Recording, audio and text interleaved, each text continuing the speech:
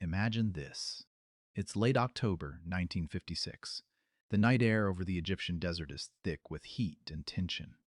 Military radios crackle in short bursts. Pilots are waiting inside their cockpits. Commanders are studying maps under dim yellow lights.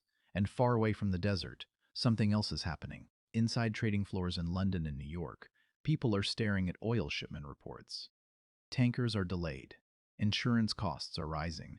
Shipping routes are suddenly uncertain. At first, it looks like another political dispute, another regional conflict.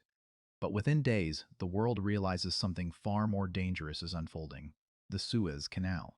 The narrow waterway that connects Europe to the oil fields of the Middle East is about to become the center of a global crisis. When Egypt's president Gamal Abdel Nasser nationalized the Suez Canal, Britain and France reacted immediately. Israel launched an invasion into Sinai. British and French forces followed with airstrikes. And suddenly, one of the most important arteries of global trade was sitting in the middle of a war zone. Oil shipments stopped. Tankers rerouted. Energy prices surged.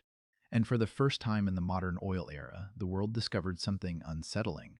Wars don't just disrupt borders, they disrupt energy. And when energy breaks, everything else begins to move.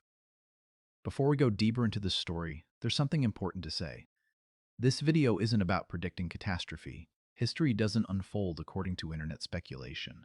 But studying past crises reveals patterns that often appear quietly before the rest of the world notices them. And right now, if you've been paying attention to the news, the markets, and the shifting tensions across the Middle East, some of those patterns are starting to look familiar.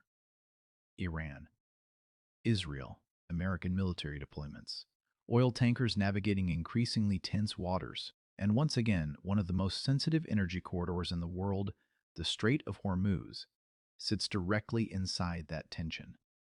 Which raises a question worth exploring, because history suggests that when war disrupts oil, financial systems begin to react in ways most people don't expect, and gold is usually not the first signal. Oil is. To understand why, we have to go back to the moment the modern energy economy truly revealed its vulnerability: the Suez Crisis. By the 1950s, the world had entered a new industrial phase. Oil had replaced coal as the fuel of modern economies. Factories ran on it, armies depended on it, ships transported it across oceans, and Europe, still recovering from World War II, depended heavily on Middle Eastern oil. But most of that oil had to travel through a single narrow corridor, the Suez Canal. Only about 120 miles long, barely wide enough for the massive tankers of the era, but responsible for transporting nearly two-thirds of Europe's oil supply.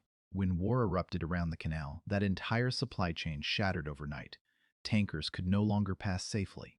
Insurance companies refused to cover shipments, and global oil logistics suddenly collapsed into chaos. The numbers were shocking. Within weeks, nearly 2 million barrels of oil per day disappeared from European supply routes. Countries began rationing fuel. Energy prices surged. Shipping costs exploded. But something interesting happened in financial markets during that crisis. Oil reacted immediately. Gold moved later, because energy is the first domino. Energy powers transportation. Energy powers industry. Energy powers military logistics.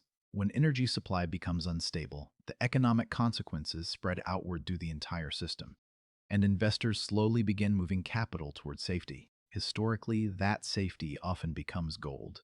But gold rarely moves first. Oil usually signals the problem. This pattern appeared again in 1973. Another war, another Middle Eastern conflict, another sudden shock to global energy supply.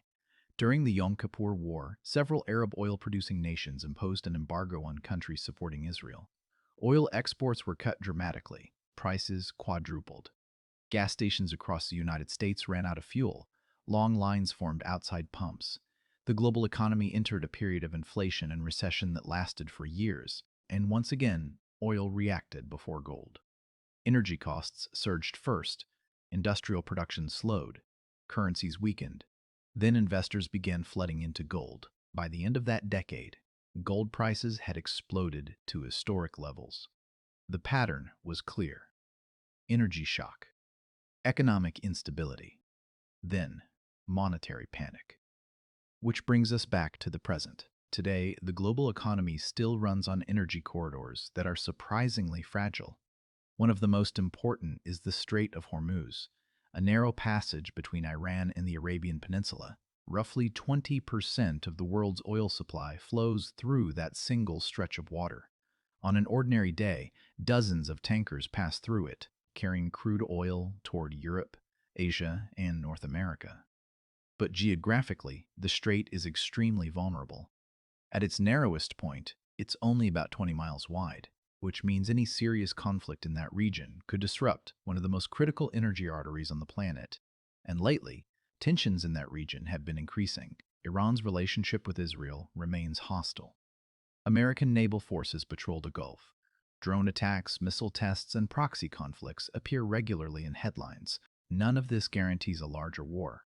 But history suggests something important. Energy infrastructure tends to become the first casualty when conflicts escalate. Pipelines, shipping routes, refineries, oil terminals. These targets matter because energy fuels entire economies. And whenever energy supply becomes uncertain, markets react quickly. Oil prices jump, shipping insurance costs rise, supply chains adjust. The ripple effects move through transportation, manufacturing, and consumer prices. Only later do financial markets fully react, and that's when gold usually enters the picture. Gold functions as a different kind of asset.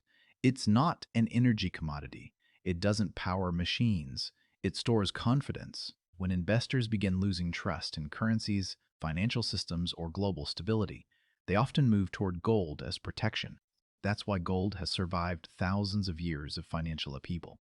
But gold's movement often reflects the second stage of crisis, the monetary stage. The first stage is usually energy. This distinction matters more than most people realize, because energy disruptions create inflationary pressure. Rising fuel costs make everything more expensive. Transportation becomes costly, food prices increase, manufacturing slows, central banks face difficult choices, raise interest rates and risk recession, or allow inflation to spread. These decisions can reshape entire economies, which is why energy shocks have historically triggered some of the most turbulent economic periods in modern history. The 1970s inflation crisis, the early 1980s recession, multiple financial shocks across emerging markets. Energy instability has repeatedly played a role in each of them, and right now, the global energy system remains tightly interconnected. Oil from the Middle East still powers massive portions of the global economy. Even as renewable energy grows, oil remains central to transportation, aviation, shipping, and military logistics, which means the same structural vulnerability still exists: a narrow waterway, a tense geopolitical region, and a global economy that depends on both. This doesn't mean history will repeat exactly. It never does. But historical patterns often rhyme, and the Suez Crisis revealed something that remains true today. War rarely begins by collapsing currencies. War begins by disrupting logistics, trade routes, energy supply, transportation networks. And once those disruptions spread through the economic system, financial markets eventually follow. Oil reacts first. Gold reacts later. Understanding that sequence helps explain why markets sometimes behave the way they do during geopolitical crises.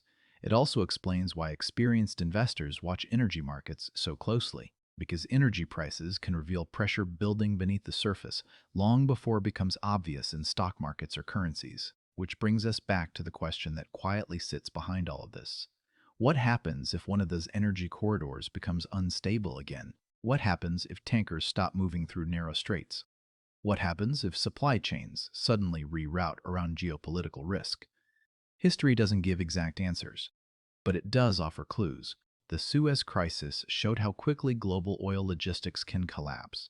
The 1973 embargo showed how energy shocks can reshape entire economies. And today's geopolitical landscape still contains many of the same ingredients. Energy corridors, strategic choke points, competing powers watching each other carefully. None of this guarantees another crisis, but it does explain why markets remain sensitive to events in these regions. Because the world still runs on energy, and energy still travels through fragile places. That's the lesson history quietly repeats. Wars don't start by collapsing gold markets. They start by disrupting oil. And once energy begins to move, the rest of the financial system eventually follows. That's where we'll pause today. If you enjoy exploring these deeper patterns behind markets, history, and global systems, you're in the right place. Most financial headlines focus on what happened today, but here, we're more interested in understanding the forces that shape what might happen next. There are still many hidden dynamics inside the global economy worth exploring. And in the next discussion, we'll examine another historical moment that quietly changed the financial world, a shift most people barely noticed at the time, but one that continues influencing markets even today. So if this kind of investigation interests you, stay close, because the deeper you go into these patterns, the more clearly the system begins to reveal itself.